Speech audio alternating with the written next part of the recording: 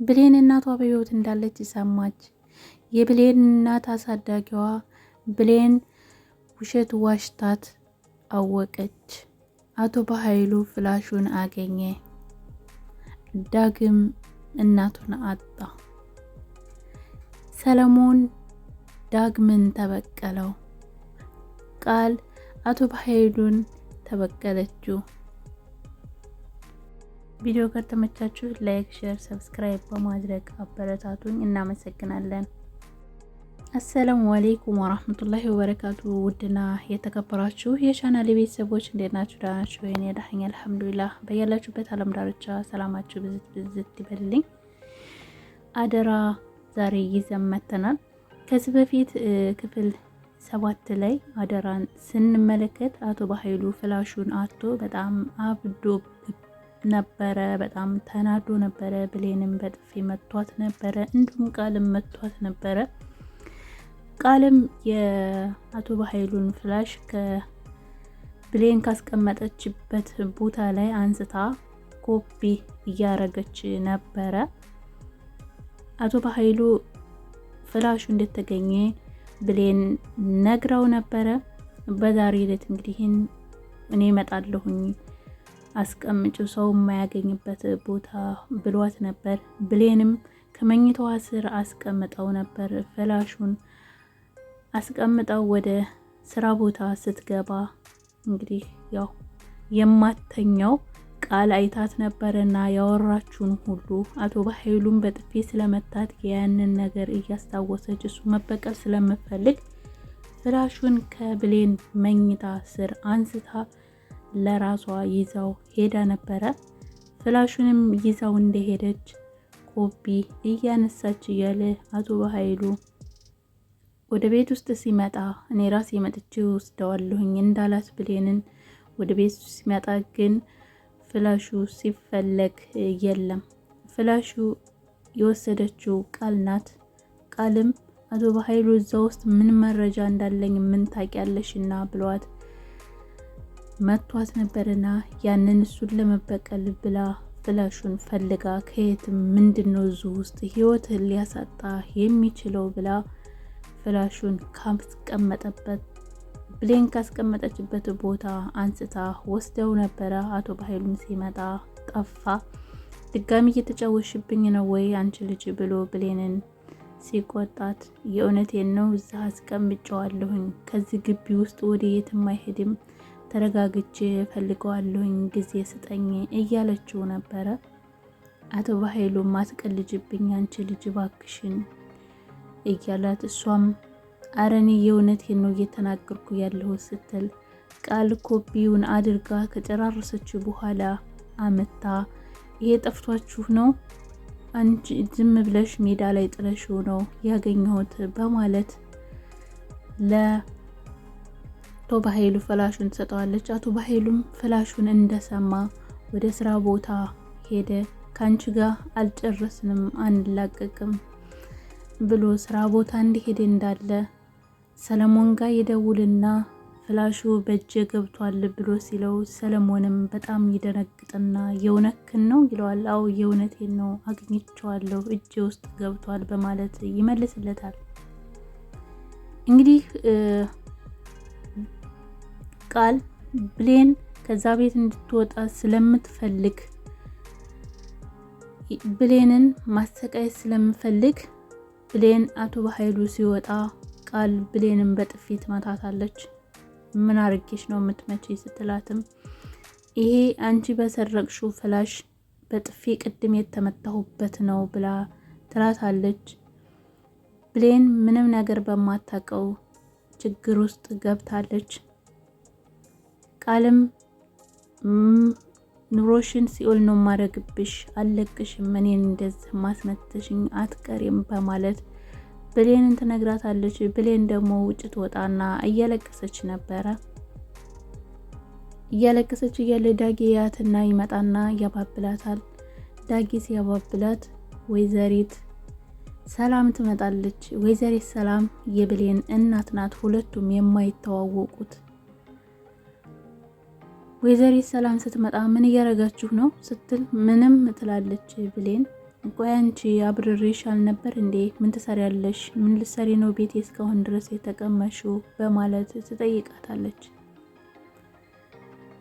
አይ ብላ ብሌን ያው ማስረዳት አትችልም፣ ብዙም ስለሚከፋትም የውስጧን መናገር ስለማትችል ዳጊ ፍላሹን የወሰድኩት እኔ ነኝ ብሌን አይደለችም በማለት እውነታውን ተናገረ። እንዴት አንቺ ታዲያ እሱ ለወሰደው ነገር እኔ ነኝ ብለሽ ትከራከሪለታለሽ? በማለት ብሌንን ትቆጣታለች።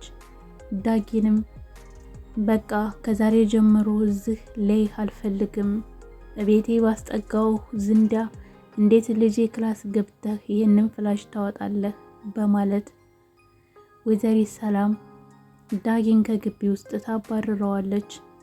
ዳጊም ምንም ማድረግ ስለማይችል እሺ ይልና ክላሱ ይገባል። ይህን አድርጋ ስጨርስ ብሌን ቻርጅ አድርጋ ስልኳን ሳላስተው ሄዳ ነበርና እናቷ የብሌን ያሳደገቻት እናት ወይዘሪት ገነት ስትደውል የማተኛው ቃል አንስታ እንዴት ነሽ? ምን ፈልገሽ ነው ስትል ብሌንን ፈልጌ ነው ብላ ስትል ምግብ እየሰራች ነው ብላ ትላለች። ብሌን እዛ ቤት ስትገባ ምግብ መስራት ሳይሆን ህፃናት እንደምታስጠና ነው የተናገረችው። ህፃናቶችን አስጠናለሁ እንጂ የቤት ሰራተኛ ነኝ ብላ ለእናቷ አልተናገረችም። እሱንም ያደረገችበት እናቷ እኔ እሰራለሁ ብላ እንዳትላት ለእናቷ በማዘን ነው እንደዛ ያደረገችውና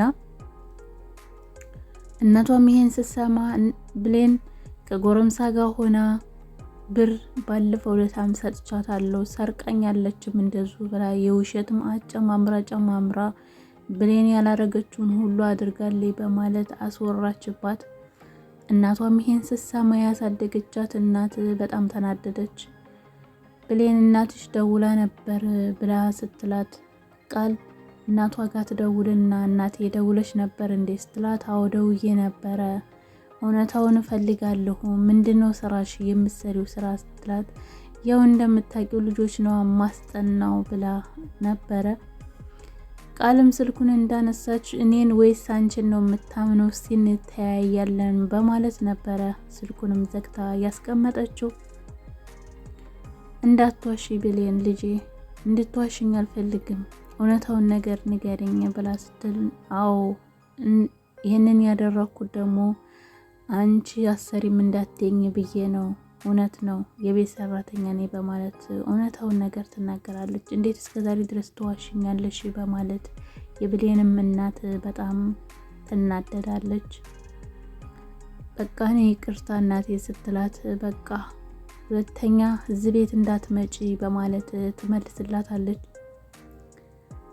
ብሌን ስልክ ደውላ ያናገረች ወይዘሪት ሰላም መስላታለች። ያናገረችው ግን ቃል ናት።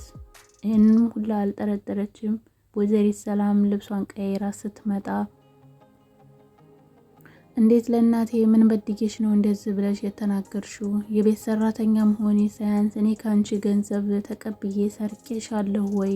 ሰርቄ ወዴት ወሰርኩት? ችግሬን ተናግሬ አይደለም ወይ እዚህ የገባሁት? እንዴት ነው እንደዚህ ያደረግሽኝ? በማለት ትናገራለች። ወይዘሪት ሰላም ነገሩ ስላልገባትና ስለማታውቅ እኔ ስለምታወሪው ነገር ምንም የማውቀው ነገር የለም፣ ምን እያወራሽ ነው ብሌን ሲተረጋጊና እናውራ ስትላት ምንም የምናወራው ነገር የለም ብላ ብሬን ስልኳን ታነሳና ወደ እናቷ ጋር ታቃናለች። እናቷ ጋር ስትሄድ ተንበርክካ እናቴ ይቅርታ ስላልነገርኩሽ ስትላት እሺ እኔ ስለዋሸሽ ግን በጣም ተቀይሜሻለሁ፣ ያም ሆኖ ደግሞ የቤት ኪራይ ስለከፈልሽ ብቻ እንዴት ካንሰር ታማሚ ናት ብለሽ እናቴ እንደዚህ ብለሽ ትናገሪያለሽ ብላ ወይዘሪት ገነትዬ የተናገረቻት ነበር ለብሌን። ብሌንም እኔ የማውቀው ነገር የለኝም፣ እኔ ለማንም ሰው እንደዚህ አልተነፈስኩም፣ ነገሩ እንዴት እንደዚህ እንደሆነ የማውቀው ነገር የለኝም እናቴ ይቅርታ በማለት እናቷን ይቅርታ እየጠየቀች ነበረ። ቃልም ሁለተኛ እኔና አንቺ እናት ከሆን ብሌንን ከዚህ ቤት አባርልኝ በማለት ለወይዘሪት ሰላም እየተናገረች ነበረ። ወይዘሪት ሰላምም እንዴት እኔ ዝም ብዬ ካለ ምክንያት አባረራታለሁ? ምስኪን ልጅ ናት፣ ቤት እስከምታገኝ ድረስ እዚህ ትሁን በማለት መልስ ትሰጣታለች። እሺ በጊዜ በቶሎ እንዲሆን እፈልጋለሁ በፍጥነት በማለት ትናገራለች። ሰላም ማለት ነው። ብሌን እናቷ ጋር ሄደ ይህንን እያለቻት ይቅርታን ብትጠይቃትም እናቷ ይቅርታዋን አልተቀበለችም እና የአቶ በኃይሉ ጋርድ ሰለሞን ወደ ብሌን አሳዳጊ እናት ወደ ወይዘሪት ገነት ጋር ይደውልና ልጅሽን አገናኝሻለሁ ብለኸኛል ወይ? ይታለ ልጄ ይታለ የመጣው ብሎ ትጠይቀዋለች። ልጅሽ ነገሮችን ሁሉ ስላበላሽ ልነግረው አልችልም፣ አይመጣምም ብሎ ይላታል። በልጅሽ ፋንታ አንቺ ዋጋ ትከፍያለሽ በማለት የምን ዋጋ ነው የምከፍለው ስትለው እሱን ከትንሽ ደቂቃ በኋላ ታውቂዋለሽ ብሎ ሲላት ለብሌን ይደውልና ብሌን እንዴት ነሽ ብሎ ሲላት አላወቅኩም ማነህ ብላ ስትጠይቀው እኔን አታውቂኝም፣ አሳደጊ እናትሽ ግን በጣም መጥፎ ሰው ናት፣ እናሽ በህይወት እንዳለች እያወቀች ሞታለች ብላ ተናገረች በማለት ይናገራል። ብሌን ይህንን ስትሰማ መቋቋም አልቻለችም እና ስልኩን ጆሮው ላይም ሳዘጋው ወደ ታች አጎንብሳ እናቷን ትመለከታታለች። እና ሄቱም ይህን ስትሰማ በጣም ትደነግጣለች። ብሌንን ቅድም ውሸት አምነሽ ብላ ስለተናገረቻት ከባድ ውሸት ደግሞ እናቷ በህይወት እያለች ሞታለች ብላ መናገሩ ይሄ በጣም ከባድ ነገር ነው። ብሌንም ነገሩ ሁሉ ስላልገባት ምን ማድረግ እንዳለባት ምን መሆን እንዳለባት ግራ ገብቷት እንባዋ ቀደማት። ብሌን ያው በብዙ ነገር ስለተጎዳች በእንባ ነው ነገሮችን ሁሉ ማስተናገድ የምፈልገውና ነገሮችን ሁሉ ስትሰማ በጣም በቃ እንዴት የሚሆን ነገር ጥያቄ አሚሯ ውስጥ ተፈጥሮባታል። እና ሄቱም በጣም ተጸጽታለች። የወይዘሪት ገነት ልጅም እናቴ ይቅርበኝ፣ ግን ምን ላድርግ የእሷ እናት ትበልጣለች በማለት ሁለቱም ያልተዋወቁት የገነት ያሳደገቻት ልጅና ዳጊ አብረው ነው የሚውሉት። ሁለቱም ስላልተዋወቁ እንጂ ይህን ሁሉም ነገር አይሄዱም ነበረ። መገናኘትም ስለሚችሉ ግን አልተዋወቁም። ለብሌን ያዝንላታል ዳጊን በጣም ያሳዝናል። ብሌንም በጣም ታሳዝናለች። ወይዘሪት ገነትን በጣም ታሳዝናለች። በጣም ነው የሚያሳዝኑት። እንዲሁም ወይዘሪት ሰላምን በጣም ነው የሚያሳዝኑት። ሶስቱም የነገሩ ተጠቂ ናቸው። የነገሩ ተጠቂ ያልሆኑት ሶስቱ አካል ናቸው። ቃልና አቶ በኃይሉ ናቸው። አቶ በኃይሉም እያንዳንዱ መረጃው በኮፒ ዳግምም ይዞበታል፣ ቃልም ይዛበታለች። ምን እንደሚፈጠር እንግዲህ ቀጣይና አናውቅም። በጣም ከባባር ነገሮች ላይ ነው አሁን ያሉት። አቶ በኃይሉ ምን ማድረግ እንዳለበትም በግማሽ ቢደሰትም በግማሽም ጎን በጣም አስቸጋሪ ላይ ነው። ብሌን ምን እንደሚያረጋትም አይታወቅም። አሁን ላይ በጣም ዝቶባታል፣ አለቅሽም በማለት በጣም እና ውዶቼ አደራ ይህን ይመስላል። ስለምትከታተሉኝና ስለምታበረታቱኝ ከልብ አመሰግናለሁኝ። ቃል እንግዲህ ምን ይፈጠር ይሆን ቀጣይ? እናቷ በህይወት እንዳለች አውቃ ነገሩን ሁሉ ዝም ትለው ይሆን ወይስ ምን ታረጋለች? አቶ በኃይሉስ ምንድነው ከእንግዲህ በኋላ የሚለውን ለቀጣይ ይዘን እንመጣለን። እስከዛው ድረስ አሰላሙ አለይኩም ወራህመቱላሂ ወበረካቱ።